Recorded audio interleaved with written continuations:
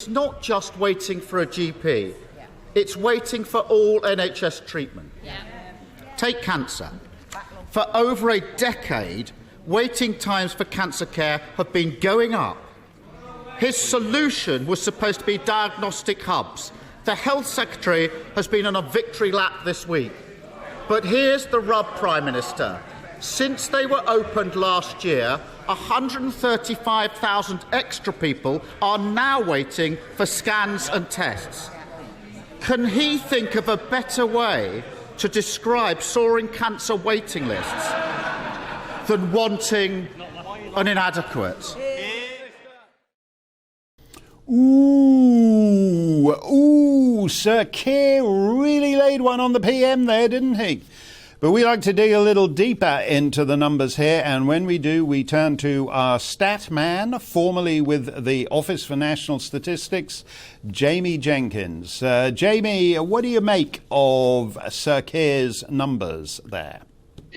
Yeah, evening, Mark. I think, first of all, it's good actually to see Keir Starmer actually tackling the Prime Minister with proper issues rather than just Partygate. It was what we've seen in recent kind of months. And he chose most of his questions today, Mark, to look at the NHS and how the pandemic has hit the NHS waiting times. Now, ironically, he would have probably voted for longer and more stringent lockdowns, which probably, if he had been in charge, probably would have meant that we'd had even worse things. But there was a few things I noticed in the discussion today, Mark, and he was factually correct on a couple of things. I'll touch upon those. So basically what the NHS is, they have targets to try and get people who have an urgent referral, say from a GP, because there's some suspected cancer, for them to start treatment if they do actually have cancer within 2 months. Now, the NHS have got a target in England to get about 85% of people to meet that kind of target of getting the treatment started within 2 months.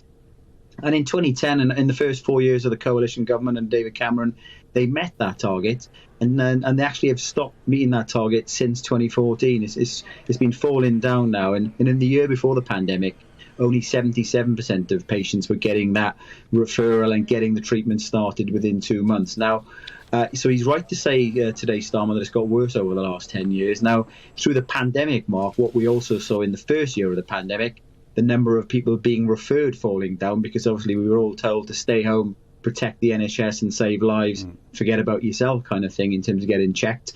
And in the 12 months to March, it's dropped down even further. 12 months to March this year, 2022, dropped down even further to kind of 67%. So you might think, OK, it'll all be brilliant under Keir Starmer. But what he didn't talk about, I'm surprised Boris didn't really fight back on this. Maybe he was caught unawares in terms of what Keir would ask questions is. So Wales, where I live, just over the border from England, the health is devolved across the country.